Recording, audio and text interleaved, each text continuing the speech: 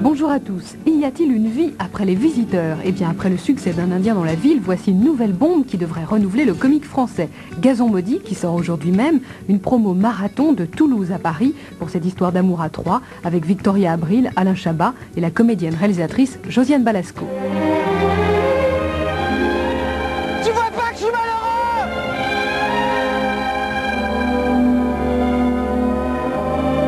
J'ai jamais pu saquer les Gwyn, c'est pas aujourd'hui que je vais commencer. Je pensais à un jeu de mots avec garçon maudit. Ça veut dire qu'elle est lesbienne, probablement, parce qu'elle est habillée en homme. J'avais pas Gwyn, mais enfin... Moi je pense que ça fait référence au pubis de la femme. C'est la foufoune de la...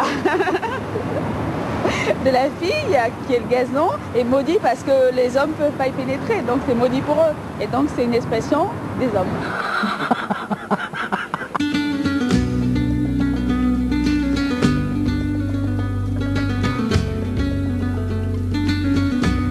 Après Bordeaux, Toulouse, Lille, Bruxelles, la promo continue à Paris avec Victoria Abril à France Inter, juste avant de passer prendre Alain Chabat à Europe 1 pour retrouver enfin Josiane Balasco. Qu'est-ce que vous auriez envie de dire à quelqu'un pour l'inciter à aller voir le film? C'est une histoire d'amour, c'est une histoire sur la tolérance, et puis c'est un film surtout que quand tu sors de le voir, moi je me suis fait les Champs-Élysées d'un coup de pied, clac, clac, clac, clac, clac, clac. C'est-à-dire, en plus on a besoin de ça, un film positif où tu es vraiment heureuse quand tu sors. Pas simplement comme comédienne parce que je l'ai fait, donc je suis d'autant plus heureuse que vous, mais par rapport aux autres qui l'ont vu, ils sortaient avec une banane. C'est-à-dire, moi si j'arrive à faire sortir les gens avec une grosse banane, et en plus ils arrivent à tirer un coup après les films, et on est fait pour ça. Hein, Le film, il donne une point de vue, c'est assez salomonique. Il donne les points de vue hétéros, les points de vue homosexuels et puis les points de vue bisexuels. Et comme je disais tout à l'heure, je ne sais pas qui a raison, si les hétéros ou les homos, mais en tout cas, les bi, eux, ils ne ratent rien.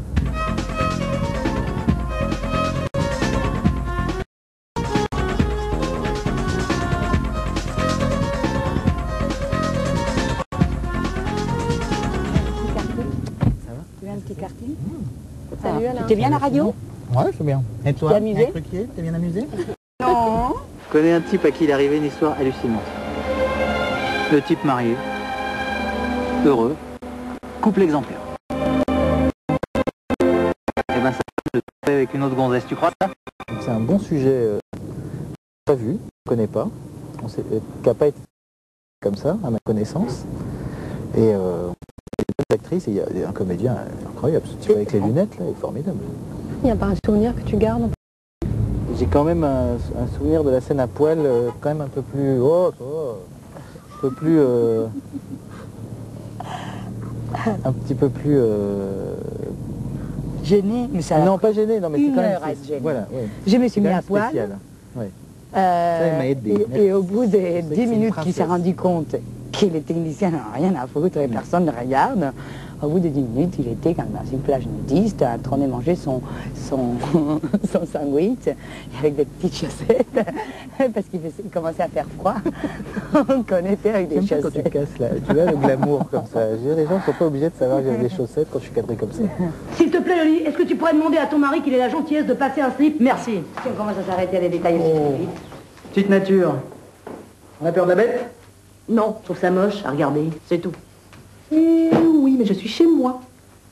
Et chez moi, je me balade à poil. Si je veux. S'il te plaît, Laurent, ne rajoute pas. C'est à vous le minibus Hare Krishna dehors? Ouais, le gaz. J'ai racheté à des hippies qui prenaient la retraite. Sympa? Mais t'as pas remarqué que c'est une Gwyn, toi? Je les repère tout de suite, mais j'ai le nez pour ça.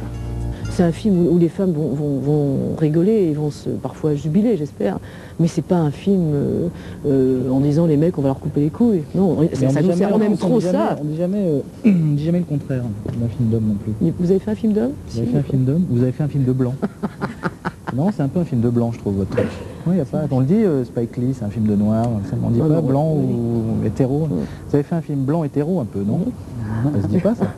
Et comment vous faites pour obtenir autant de choses de vos comédiens? Je les aime.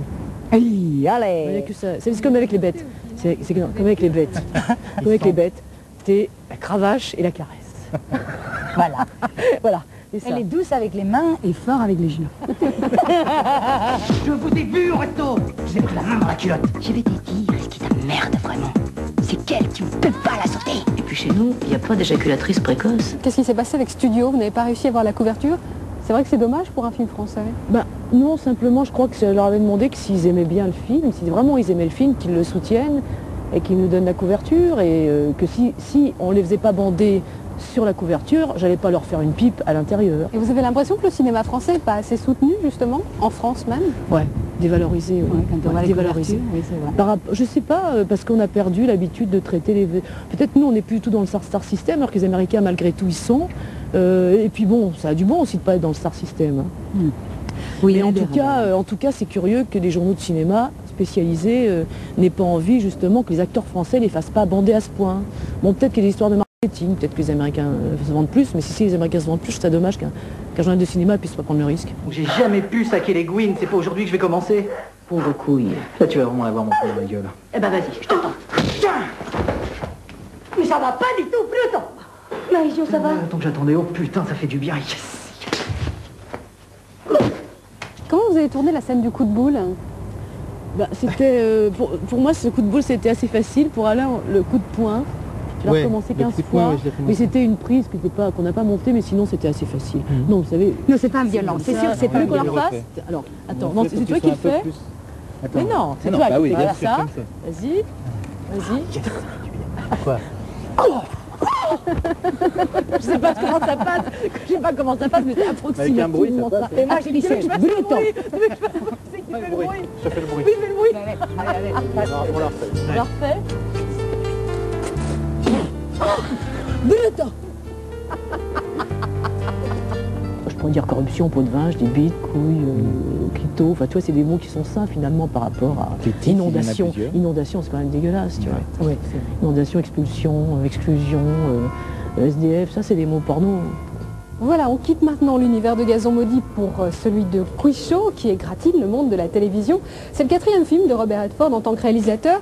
Une histoire vraie, en effet, un jeu avait été truqué dans les années 50 aux États-Unis. Les 3 protagonistes, Ralph Fiennes, Robert Redford et John Turturro, ont été soumis à la question par Laurent Vachaud. Quiz. 5, 4, 3, 2, 1, and fade up. Geritol presents 21. Give me the name of the explorer who discovered Mozambique. Vasco da Gama. Correct. 10 points. Qui était le chef décorateur de Barton Fink? Dennis Gassner. Qui était le compositeur de Miller's Crossing? Oh, what's his name? Oh, he's gonna kill me. He did Barton Fink too. Quel était le nom de votre personnage dans Un pont trop loin?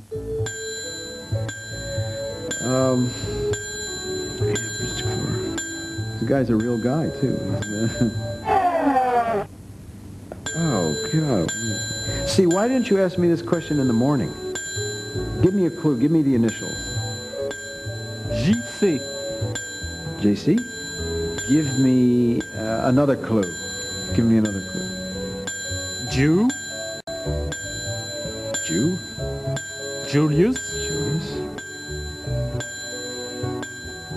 Julius Cook. Cook. You want to win, don't you? En dénonçant les magouilles d'un jeu télévisé des années 50, Robert Redford aborde une fois encore pour son 4e film le thème de la perte de l'innocence américaine. À John Turturro, il oppose cette fois Ralph Fiennes, le nazi de la liste de Schindler, pour un face-à-face plein de faux semblants. I liked him as a character. When I first read him, I liked him. I just felt this is someone who isn't malicious. He might be vain. He might receive public attention, public applause. He might want to sort of be seen to be winning. But these are, for me, very human characteristics.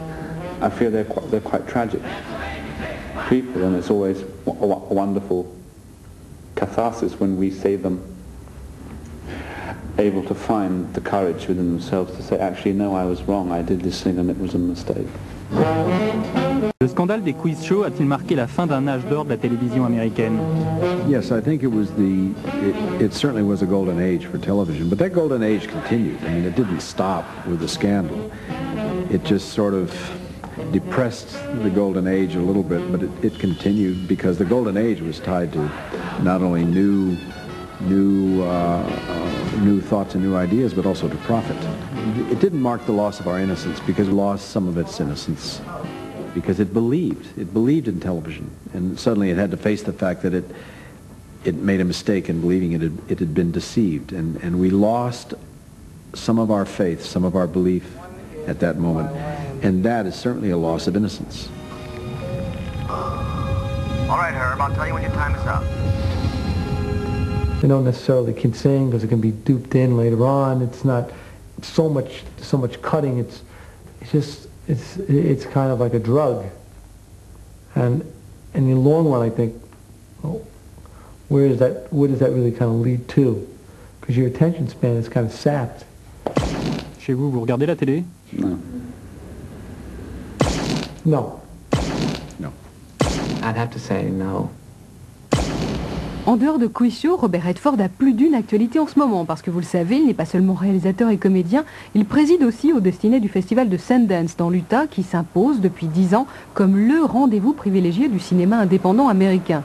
Et il a également un nouveau projet, créer une chaîne de télévision calquée sur le modèle du festival. Je vous propose donc de rejoindre maintenant, dans une ambiance survoltée, le haut du panier des auteurs indépendants, réunis donc la semaine dernière à Sundance, de Abel Ferrara à Tom DiCillo.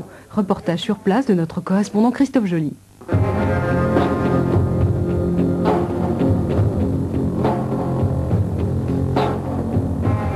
Pendant 10 jours à Park City, c'est la grand-messe du cinéma indépendant. 300 journalistes, plus de 150 films projetés, courts-métrages, longs-métrages, documentaires. Pour sa 17e édition, le festival de Sundance a rempli toutes ses salles. On ne peut pas empêcher ce festival de grandir. De toute façon, c'est devenu le festival le plus important aux États-Unis pour le cinéma indépendant. Pour Robert Redford, ange gardien des jeunes cinéastes américains, Sundance, c'est resté une affaire de famille. What I guess we have, something I'd kind of, was a personal dream really, was to create this sense of community. A place where you could come and feel that you had a home for development, a home for recognition, for support, for opportunity. And in a sense, this is what I would like to think of this, as a kind of a home crowd, and this is a home game. Wood squatte dorénavant le festival. Téléphone portable, limousine, la chasse aux indépendants est ouverte. Sundance est devenu un business. La Française Agnès Merlet présentait son film Le Fils du requin à titre de circonstance. Ça devient vraiment un festival, le festival de Hollywood et des studios où effectivement tous les studios sont là pour essayer de trouver le nouveau Tarantino, et c'est un peu en même temps effrayant dans la manière où on voit tous ces jeunes réalisateurs américains avec des dents hyper longues. Cette année, Sundance accueillait aussi des cinéastes hors la loi, à commencer par le récidiviste Abel Ferrara. Sa dernière folie, The Addiction, est un film de vampire contemporain en noir et blanc. I like any place where they're showing movies, you know, and people come to see it. You know, I don't like the vulture aspect of people trying to rip other people off of their dreams and their work, you know? You know what I mean? You know, these guys think they're such hardcore businessmen, they don't even know what it is to be businessmen, you know? But I'm letting them all off the hook if I'm being a nice guy.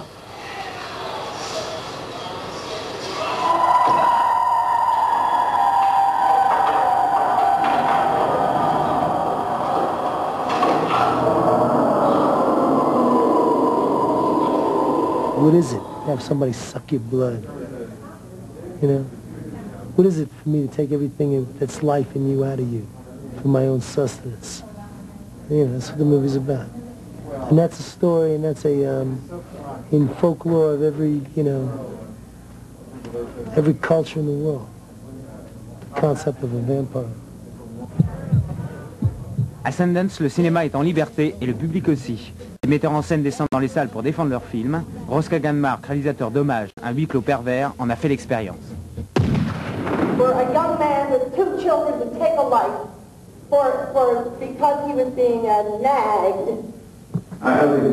Nagged is pretty much a particular choice of words on my part. I was shocked initially because she was so angry. But, you know, as I started to think about her reaction, I thought this is exactly why I made the movie the way I made it, was to force people like her to think, and not just to think, then to react. So I'm actually, that's the best reaction. I'd much rather have that reaction than a standing ovation. Des applaudissements, il en pleuvait sur Tom DiCillo. Sans doute parce que son film, Living in Oblivion, met justement en boîte le petit milieu des indépendants. Ex-chef-op de Jim Jarmusch, Tom DiCillo a mis à profit les galères vécues sur Johnny Suede, son film précédent. She's giving me nothing. Just a second. I'm out of here. Why in the hell did you even cast her? She sucked in that Richard Gere movie. I had some experiences on Johnny Suede where I had to cut certain scenes out of the film because the two actors that were involved, they were, they just didn't get along. They didn't like each other. Hollywood shit, man. You know, it's all fluff. I met a woman yesterday who insisted on having a meeting with me and sat down and said, listen, who's ever been working with you so far, your producers, your agents, right, have done nothing for you.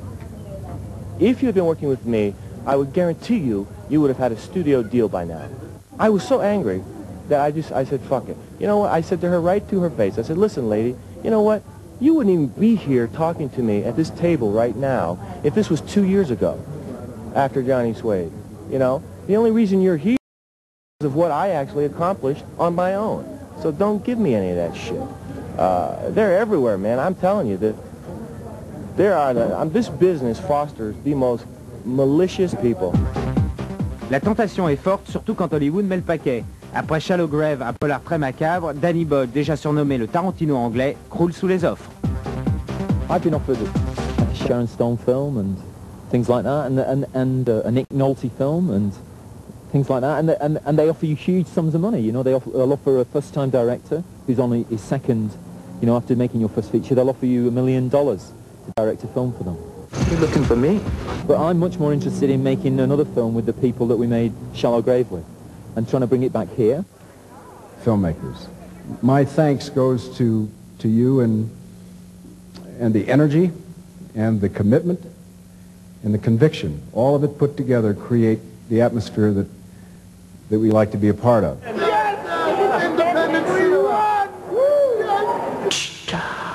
Voilà une dernière info avant de se retrouver pour le journal des sorties. Robin Williams, décidément abonné au rôle de travesti depuis Madame Doubtfire, va reprendre au mois de mai prochain le rôle de Michel Serrault dans un remake de La Cage aux folles. Le film sera réalisé par l'auteur de Wolf, Mike Nichols.